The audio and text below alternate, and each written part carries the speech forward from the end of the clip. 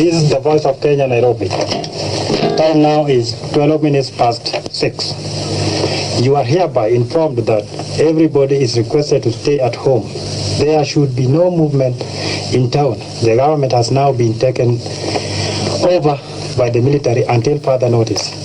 So, it was the 1st of August 1982 when this famous guy Hezekiah Ochuka overthrew the government of Moi and became a president for 1 whole hour.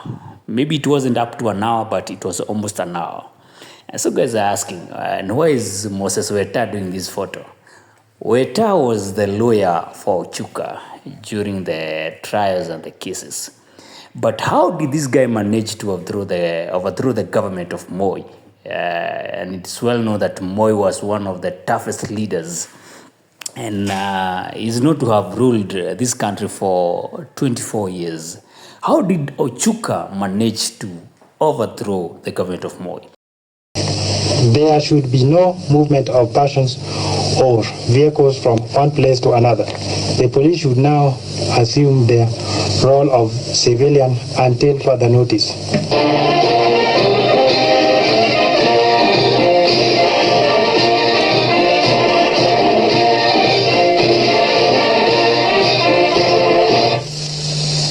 This is the voice of Kenya, Nairobi.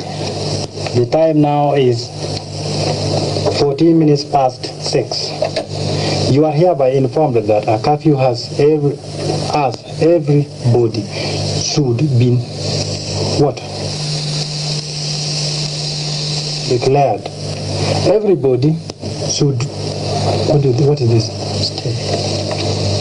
Everybody should stay at home. There should be no movement in town. The government has now been taken over by the military until further notice. There should be no movement of persons or vehicles from one place to another. The police should now assume the role of civilian until further notice. A warning. The government has been taken by a very, very, very powerful group supported by the people, wananchi wenyewe na wanajeshi wote. Kwa hivyo, wherever you are, cooperate or you blame yourself. Thank you. Voice of Kenya.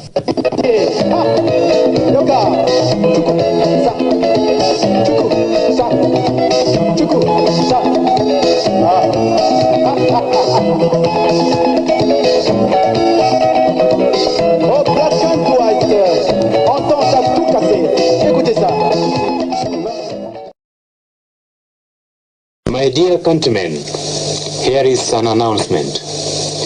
It is with the greatest pleasure that I announce to you today the overthrow of the corrupt regime of Daniel Toroitich arap Moi by the patriotic forces of our country.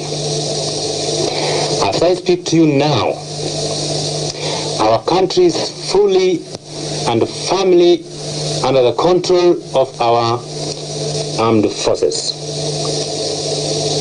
Every care has been taken to make the revolution as bloodless as possible.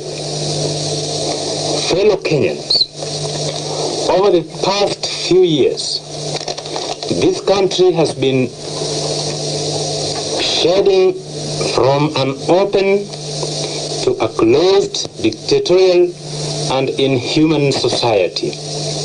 The fundamental principles for which many of our people sacrificed their lives during the heroic struggle for independence have been compromised in the interest of a few greedy and irresponsible bandits. Over the past 6 months, we have witnessed with disgust the imposition of a de jure one-party system without the people's consent, arbitrary arrest and detention of innocent citizens, censorship of the press, intimidation of individuals, and general violation of fundamental human rights. This ruthless oppression and repression is reminiscent of the past colonial days which Kenyans thought were buried at independence.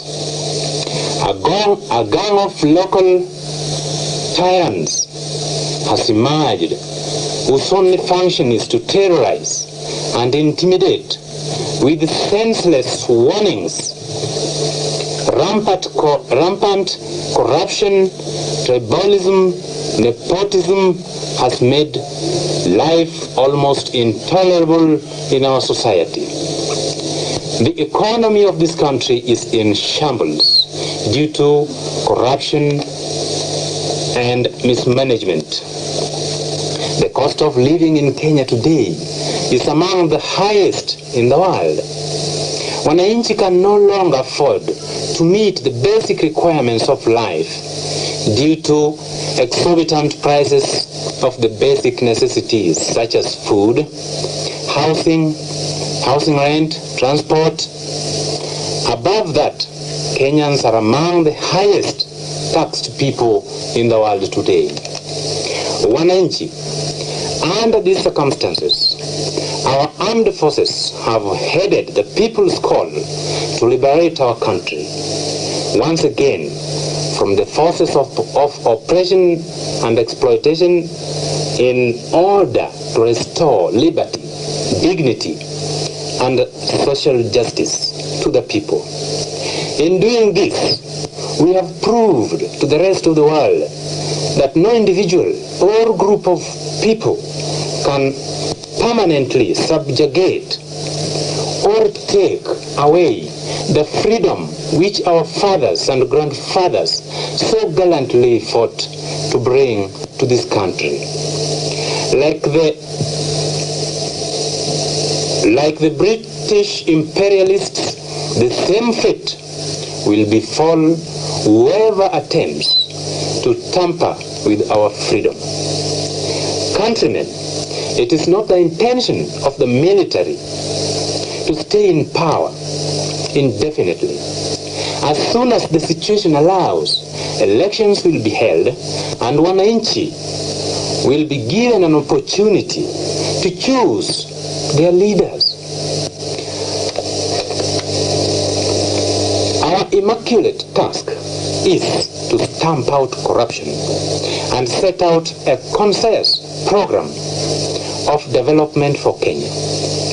We will continue with the original policies which this country set at independence and which have been eroded over the years, thus giving rise to the current sad state of affairs. A number of administrative and security measures will be announced in due course. This revolution is entirely an internal affair, and our friends have nothing to fear. We will strengthen relations with our neighboring countries and will continue to champion the policy of non-alignment and non-interference in the internal affairs of other countries. As for now, the Constitution has been suspended and a National Liberation Council has been set up to preside over the affairs of the government and state.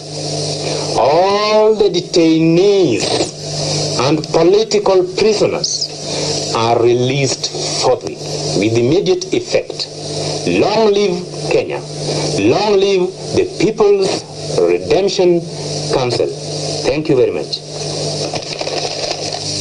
This is a statement on behalf of all the students of Kenya. On behalf of the students and the people of Kenya, we, the University of Nairobi students, register our wholehearted and unconditional support for the August 1st revolution